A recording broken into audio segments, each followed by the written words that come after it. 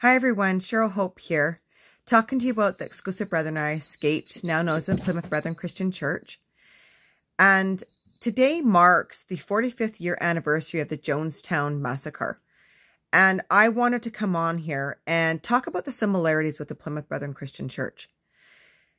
We just celebrated our 1-year anniversary of our podcast, October 13th, and just put out our 80th podcast. So this subject is very near and dear to me. And one of the reasons why I do what I do, because I fear exactly this happening inside there. And here's why I fear it. My uncle passed away this summer, and within 24 hours, I got a message from an insider that there had been a message sent out praising the saints for their hard work. Now, inside the Plymouth Brethren Christian Church, we pray for our death. And they also have a long record of priests and Mr. Bruce Hales himself telling people that they're better to unalive themselves than leave this church.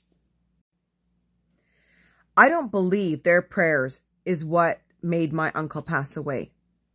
But what really infuriates me is that they have the audacity to take credit for something like that and spread it around in there that they were the reason that he passed away. So he had the same perpetrator as me.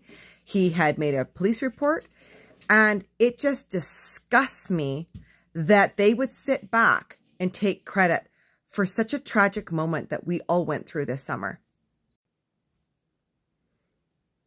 And knowing that it's been 45 years since the world saw what happened here with Jim Jones, that we still sit back and there's nothing been put in place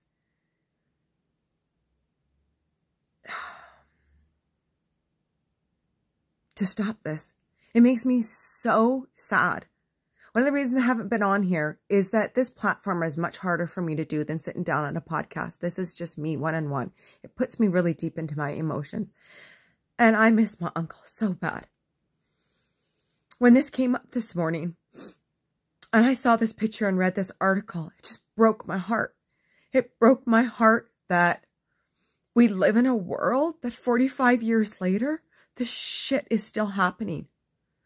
That there isn't laws in place that take the stuff that we expose more seriously.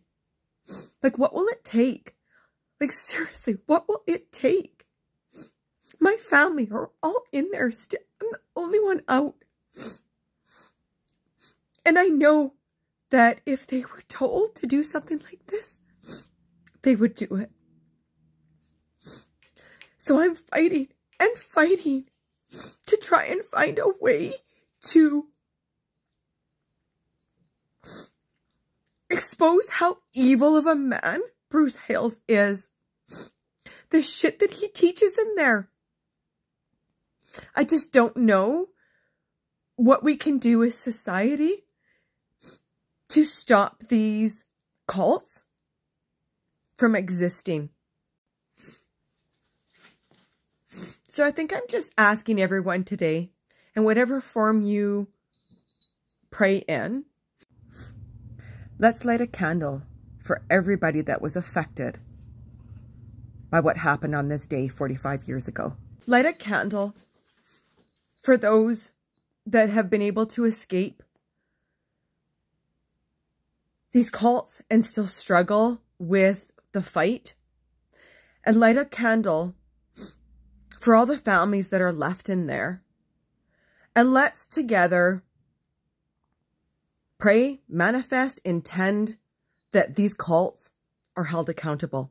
So however your faith does that, however you see that, let's dedicate this day today to setting aside some time of really thinking about what happened 45 years ago. And how many cults are still out there practicing what he did.